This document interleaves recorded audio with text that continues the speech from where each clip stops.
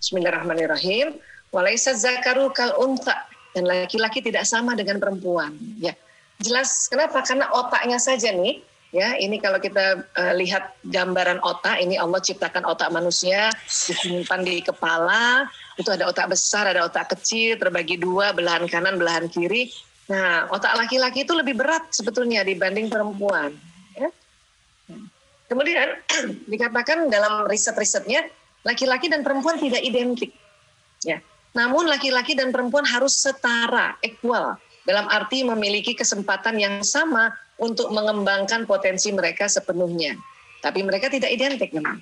Jadi setelah diteliti oleh ilmuwan, apa yang Allah ciptakan ini, jadi kan ini ciptaan Allah semuanya ya, laki-laki, perempuan, dan ilmuwan itu kan cuma meneliti, mengobservasi, dan akhirnya mendapat kesimpulan-kesimpulan ya, beberapa kesimpulan para ilmuwan hari ini kita akan paparkan ya. Baik. Jadi aktivitas otak di dalam rahim dan pengaruh hormon akan menentukan cara berpikir dan bersikap. Ya. Dalam rahim itu kurang lebih di minggu ke-8 itu sebetulnya sudah terjadi ya bakal jenis kelamin. Dan disinilah akan terjadi perbedaan-perbedaan hormon. Hormon pada anak laki-laki tentu testosteronnya lebih banyak dibanding estrogennya. Pada janin perempuan tentu estrogen progesteronnya lebih banyak dibanding hormon testosteronnya, kayak gitu. Itulah yang nanti membuat ya hormon-hormon itu membentuk sebuah program cara berpikir dan bersikap, ya. Nah, laki-laki dan perempuan berbeda karena memang otaknya bekerja secara berbeda juga. Jadi kalau kita sudah lihat sekarang nih setelah sudah besar, oh laki-laki kerjanya kayak gini ya, perempuan kayak gini kerjanya ya. Itu karena memang otaknya, program di otaknya berbeda. Laki-laki dan perempuan memahami dunia dengan cara berbeda dan memiliki nilai-nilai serta keutamaan-keutamaan yang berbeda juga. Itu makanya pendidikan gaya ayah dan pendidikan gaya ibu itu berbeda. Karena memang setting atau program yang ada di otak laki-laki dan perempuan itu Allah buat desainnya berbeda.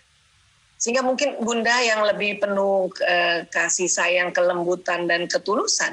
Bapak-bapak lebih kepada lebih ke kemandirian, ya, ketegaran, ya, ke apa istilahnya, yang menghadapi apa-apa tuh dengan keras, ya. Kemudian tough gitu ya, kalau orang bule bilang tough love, cinta yang tangguh. Nah, itu gayanya bapak-bapak mengajar anak-anaknya. Sehingga anak-anak itu perlu mendapat dua gaya ibu dan gaya ayah. Itu karena memang perbedaan otaknya, ya. Jadi ini bukan berarti lebih baik atau lebih buruk, namun hanya karena berbeda. Bukan berarti ibu lebih baik ya, makanya ibu bisa lebih lembut, bukan begitu. Oh, ayah lebih baik ya, makanya ayah bisa membuat anak-anak itu tangguh, bukan begitu. Ya memang berbeda, dan anak-anak butuh dua sisi yang berbeda ini. Ya. Baik, nah kenapa sih sekarang ilmu otak berkembang? Karena ada alat ini namanya Functional Magnetic Resonance Imaging. Alat yang bisa mendeteksi cara kerja otak manusia, Masya Allah. Nah ini dia cara kerjanya. Jadi orang kalau lagi bicara ya di sebelah mana yang bekerja otaknya. Orang lagi tertawa sebelah mana yang bekerja otaknya gitu ya. Ini dia ya, otak ini dilihat dari samping kiri ada otak besar dan ada otak kecil. Kalau dilihat dari atas dia terbelah ini. Dia terbelah, jadi bagian atas sama bagian kanan kiri itu terbelah. Nanti di tengah baru tersambung di bagian yang namanya corpus callosum. Nah itu baru dia tersambung di tengahnya ya. Nah ini nanti ada belahan kanan dan belahan kiri ya. Tahun 99 di penelitian di Institute of Psychiatry London atau sekarang disebutnya King's College London itu didapati bahwa lokasi yang mengendalikan bicara dan bahasa dalam otak laki-laki dan perempuan berbeda ya. Tadi kita belajar ya otak terbagi dua kan, kanan kiri. Ini depannya di sini nih. Ini otak kanan, otak kiri ya. Ini ada gambar ya, gambar ini laki-laki cuma sebelah kiri, perempuan kiri kanan. Ini dari alat functional MRI ya. Apa sih ini? Ini pusat bahasa dan kosakata. Kata-kata. Laki-laki cuma di belahan kiri, perempuan di kiri dan di kanan ya. Ini yang mendasari perempuan lebih banyak bicara. Kenapa? Otak bicaranya kiri kanan. Ya, laki-laki cuma kiri. Laki-laki karena cuma kiri, maka para ahli hitung-hitung tuh. Laki-laki dalam sehari mengatakan 2.000 sampai 4.000 kata, 1.000 sampai 2.000 bunyi vokal, 2.000 sampai 3.000 gerakan tubuhnya. Jadi laki-laki kalau ngomong tangannya nggak terlalu banyak gerak. Kenapa? Ini ternyata cuma sedikit gerakan tubuhnya. Dan ini kalau dijumlahkan jumlahnya kurang lebih 7.000. Ya, para bunda yang punya suami mungkin pemikir atau pendiam mungkin yang 5.000. Atau anak laki-laki yang pendiam atau pemikir itu yang ngomongnya cuma 5.000 itu. Kata-katanya 2.000, bunyi vokalnya 1.000, gerakan tubuhnya 2.000. Ya. Tapi ada juga laki-laki senang bicara. Ya, itu namanya watak pembicara. Dia bisa 9.000 totalnya. Tapi jumlah rata-rata 7.000. Ya. Perempuan terdiri dari 6.000 sampai 8.000 kata, 2.000 sampai 3.000 bunyi vokal, 8.000 sampai 10.000 gerakan tubuhnya. Jadi rata-rata komunikasi perempuan itu 20.000. Ya.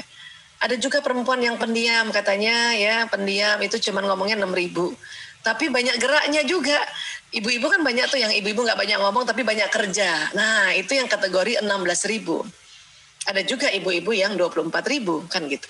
Ya, nah perbedaan ini saja ya sudah membuat ya antara laki-laki perempuan kalau nggak tahu ini bisa konflik.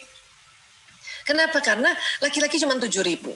Apalagi kalau bapak-bapak sudah kerja, ya misalnya kerja sudah tidak kerja di rumah ya nggak working from home lagi, ya kerja sudah di kantor. Ya seperti sebelum pandemi, pulang ke rumah malam, apalagi yang malam ya, kayak di Jakarta nih banyak yang malam ini. Sampai di rumah di atas jam 9 malam. Apa yang terjadi?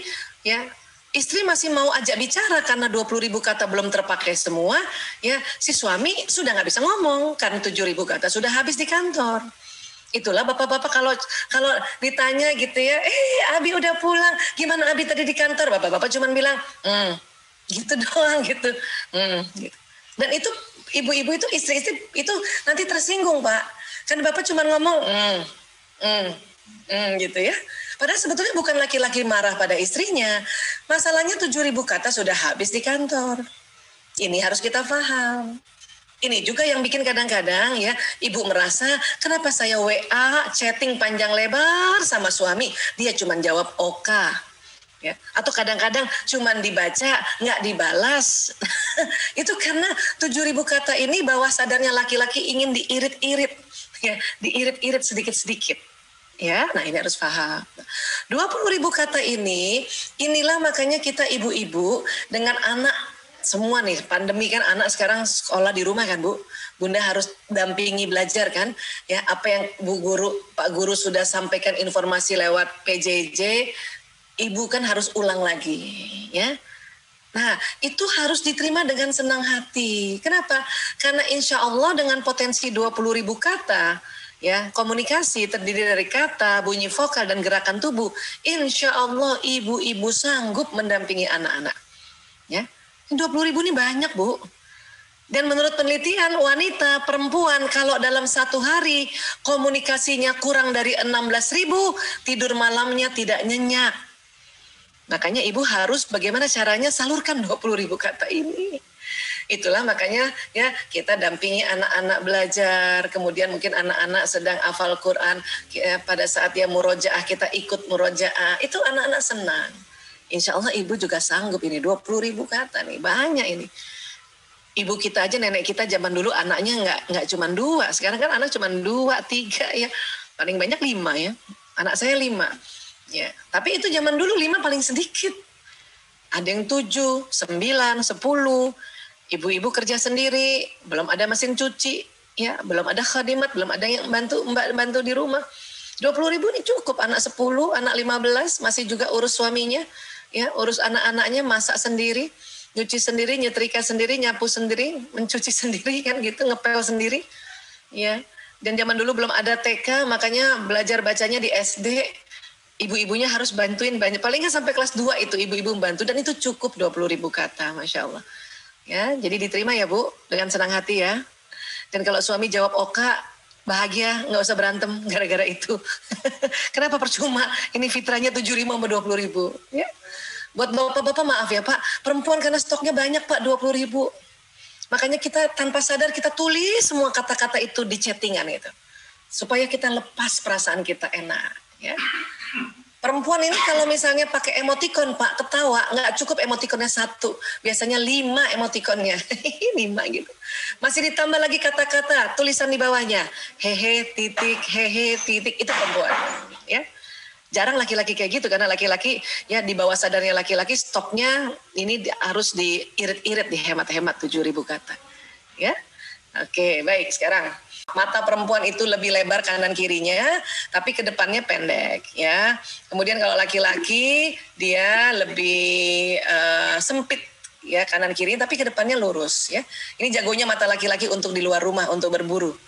Cuman dengan mata seperti ini sering apa yang terjadi, ya, sering kalau cari barang laki-laki itu susah, ya. Bun, ya telur mana bun gitu kan matanya lurus, jadi dia lihatnya ke depan, padahal telur ada di samping kanan kirinya gitu, ya. Atau misalnya cari mentega atau cari kunci mana kunci, karena matanya lurus dia carinya ke depan padahal kuncinya ada di samping. Itu sering terjadi pada laki-laki, dan perempuan itu suka kesel kalau nggak ngerti, ya. Ya Allah, Abi misalnya gitu, ya. Atau anak-anak laki-lakinya cari telur, kata bundanya ada di kulkas, nak. Nggak ada bun, ada nak, nggak ada. Akhirnya dapat, ya. Akhirnya dapat, dan apa kata ibunya? Ini, makanya cari pakai mata. Ah, itu dia. Padahal laki-laki sebenarnya sudah pakai mata, cuman dia nggak tahu kalau matanya lurus. Laki-laki tuh nggak tahu, ya. Cuman nggak rasa, dan laki-laki tuh nggak sadar kalau perempuan tuh matanya lebar. Perempuan juga nggak sadar kalau matanya lurus. Saya saja yang sekolah kedokteran, waktu kami belajar anatomi tahun 87-88, itu belum sampai di situ penelitiannya. Penelitian ini baru masuk di Indonesia 2006. Saya sudah menikah sejak 92. 92 sampai 2006 bertengkar gara-gara yang begini nih. Makanya mau menjadi super tim, kalau nggak ngerti tentang otak pria wanita, itu jadinya berantem. Ya, kenapa? Karena saling ya merasa saya yang betul. Padahal sebetulnya memang otak yang Allah berikan pada laki-laki berbeda desainnya, ya. Nah, inilah yang saya bilang tadi, bapak-bapak, kalau bunda suruh kerjanya kayak gini, ini capek. Ini susah, kasihan. Ya, kalau setrika ya setrika aja. Kalau gendong anak. Kalau telepon. Ya, sekali-sekali gini bolehlah, tapi capek sekali, ya. Nah, kalau perempuan kayak gini gampang banget, malah sambil senyum-senyum, ini biasa kayak gini, ya. Perempuan kayak gini, gendong anak, ini nelpon sambil siapin minum, ini biasa perempuan kayak gini, karena otak tengahnya yang tebal tadi, ya. Nah, kayak gini perempuan bisa, ya. Laki-laki, bunda suruh bapak-bapak jagain anak, itu cuma sehari bisanya, ya. Lebih dari 1 hari capek sekali, karena mereka memang bukan didesain seperti itu otaknya. Yang didesain oleh Allah otaknya untuk jaga anak banyak, bisa nyetrika, bisa nyuci, bisa masak, itu perempuan. Dan ini harus kita sadari, ya. Dan, nah, bapak-bapak begini bisa di 10 menit pertama kali. Ya, tapi kalau sudah 10 menit kayak gini, itu capek banget, ya. Makanya pada laki-laki itu diminta sebisanya lebih sering monotasking. Harus dengan sadar. Kenapa? Kalau tidak otaknya capek. Berat sekali. Itu tadi saya katakan, chef laki-laki itu enak masaknya. Kenapa? Dia fokus. Ada orang lewat, dia nggak angkat tangan, nggak dada-dada, nggak terganggu. Ya, nah inilah pada laki-laki, ya. Kalau begini gimana, ya? Ibu bantuin anaknya, ayah masak. Oke, ayah boleh masak, tapi hati-hati. Anak di sini nih, setelah 10 menit ayah nggak lihat. Kenapa? Matanya lurus, pendengaran menurun. Ini anak jatuh tuh nggak lihat ayahnya. Makanya harus hati-hati kayak gini. Kalau memang bapak mau masak, silakan masak. Ibu yang jagain anak. Tapi kalau bisa anak yang satu lagi, ya ajak di sini gitu. Kalau enggak dia jatuh, ayahnya nggak lihat, itu bukan salah ayah kayaknya. Itu salah kalau kita nggak tahu. Ya. Nah, bapak-bapak kalau bantu begini kerja bisa nggak? Bisa. Karena dia cuma satu pekerjaan ini, bisa. Pokoknya satu aja, ya. Dan biasanya bersih dan rapi. Ya, bapak-bapak kalau ngerjakan sesuatu, ya. Nah, suami membantu pekerjaan istri di rumah itu sunnah. Aisyah radhiyallahu anha berkata, Rasulullah SAW biasa membantu pekerjaan keluarganya di rumah. Jika telah tiba waktu sholat, beliau berdiri dan segera menuju sholat. Jadi bapak-bapak kalau misalnya bantuin, misalnya nyuci baju kayak gini, bisa nih. Kan satu ini. Nggak sambil gendong anak, nggak sambil pegang laptop kan. Nah ini juga cuci piring, cuci sayuran, cuci buah, bisa nih satu. Nyuci kayak gini juga bisa, asal jangan ibu titip lagi anak yang usianya belum 1 tahun duduk di sini, dan bapak juga sambil dengerin musik. Iya loh, bisa nggak fokus itu.